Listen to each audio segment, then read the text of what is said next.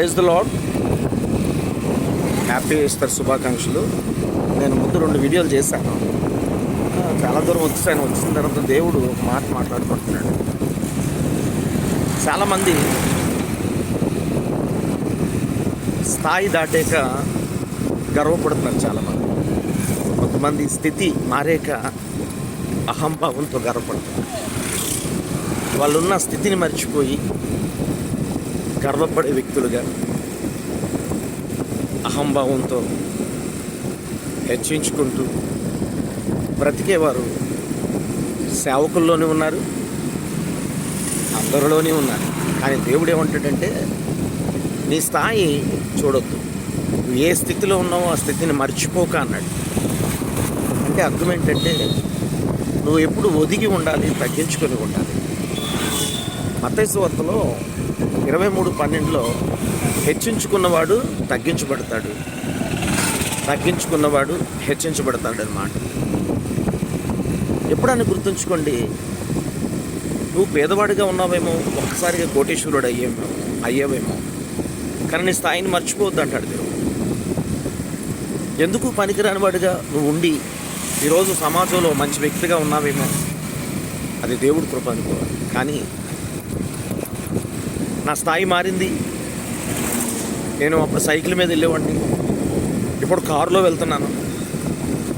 అప్పుడు కేవలం ఒక 1000 రూపాయలకి కష్టంగా ఉండేది, ఈరోజు 1,00,000 రూపాయలు ఏమీ కంటే ఇవ్వగలను అని ఎవరైతే అహంభావంతో ఉన్నారో, అది సేవకుడైనా, సువార్థికుడైనా, సాక్షి అయిన దేవుడు బిడ్డలైనా, దేవుడు చెప్తున్నాడు, ఆకాశం మీద ఉన్న కూలిపోతారు.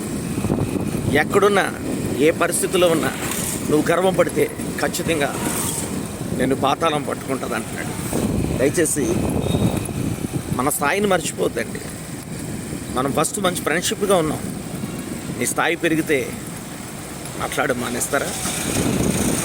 నువ్వు కోటీశ్వరుడిగా ఉన్నావు, ఒక పేదవాడి పరిచయం, కానీ ఆ పేదవాడిని పట్టించుకోకుండా నువ్వు ఉన్నావేమో.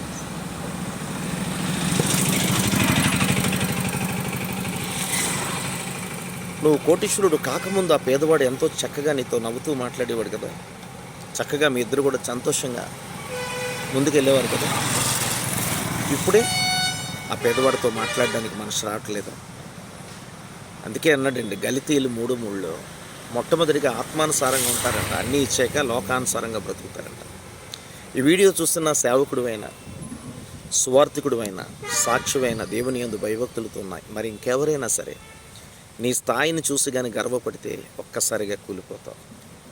దేవుని ప్రేమతో నేను వల్ల నీ పొరుగు వారిని ప్రేమించు అనే మాట మార్కు సువార్త 12:31 ప్రకారం అందరినీ ప్రేమించు, ఐక్యత కలిగి జీవించు, ఏ ఒక్కరిని కించపరచదు, ఏ ఒక్కరిని బాధ పెట్టదు.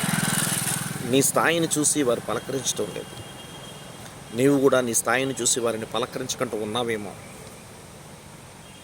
స్నేహం అనేది డబ్బులు ఇస్తే రాదు, కాటలు ఇస్తే తోగదు. నిజమైన స్నేహం యేసు ప్రభు స్నేహం. ఆ స్నేహం ఎప్పుడు శాశ్వత కాలం ప్రేమిస్తారు. ఇర్మియా 31:3 ప్రకారం. అలాంటి ప్రేమతో నీ స్థాయి ఎంత ఉన్నా నువ్వు ఎదుటివారిని ప్రేమించే మనసుతో ముందుకు వెళితేనే ఆ దేవుడు నిన్ను హర్షిస్తాడు, నిన్ను ప్రేమిస్తాడు. అప్పుడే నిత్యాగ్ని తప్పించి పరలోక రాజ్యం ఇస్తాడు. ఈ వీడియో చూస్తున్న ప్రతి ఒక్కరు కూడా నువ్వు తగ్గించుకుంటేనే హెచ్చించబడతావు. లేదు నేను హెచ్చుగా ఉంటాను, వీళ్ళు ఎవరిని పట్టించుకును, నేను డబ్బులు ఇస్తేనే వస్తారు, నేను 100 మందికి పోషించగలను అలా నువ్వు హెచ్చించుకుంటే ఖచ్చితంగా తగ్గించబడతావు. తగ్గించబడతావంటే నీ దగ్గర ఉన్నవన్నీ తీసేస్తాడు దేవుడు. ఆరోగ్యం తీసేస్తాడు, నీ దగ్గర ఉన్న ధనాన్ని తీసేస్తాడు, నీకున్న పరలోకరాధ్యం అనే ఆ యొక్క ఆశీర్వాదాన్ని కూడా తీసేస్తాడు. హెచ్చించుకోక తగ్గించుకో. God bless you all. ఈ వీడియో ఈస్టర్ సందర్భంగా ఆయన హెచ్చులో పరలోకరాజ్యంలో ఉన్న దేవుడు నీకోసం దిగివచ్చి, నీకోసం మరణించి మరలా సజీవుడిగా బ్రతికొచ్చి నీతో యుగ సమాప్తి వరకు సదాకాలం నీతో ఉండడానికి, ఈ భూలోకంలోని తర్వాత పరలోకరాజ్యంలో కూడా నేను ఉంచడానికి ఆయన ఆలోచన. ఈస్టర్ శుభాకాంక్షలు అందరికీ కూడా. ప్రత్యేక వందనాలు. మీరు గర్వపడొద్దు, హెచ్చరించుకోవద్దు. మీ స్థాయిని మాత్రం మర్చిపోవద్దు. మీరు స్నేహితులు ఎలాగున్నారు అందరితో మాట్లాడండి, కులమతాలు లేకుండా అందరితో మాట్లాడండి, చక్కగా ఉండండి. ఒకళ్ళు ఎవరైనా మిమ్మల్ని కించపరిస్తే దూరంగా ఉండి వారి కొరకు ప్రార్థన చేయండి. Praise the lord. కొంతమందికి యేసు ప్రభు నచ్చడు, ఎంత చెప్పినా నచ్చడు. వారికి మీరు దూరంగా ఉండడంలో తప్పులేదు. వారికి కనిపించినప్పుడు దేవుడి కోసం చెప్పండి. God bless you all. Praise the lord.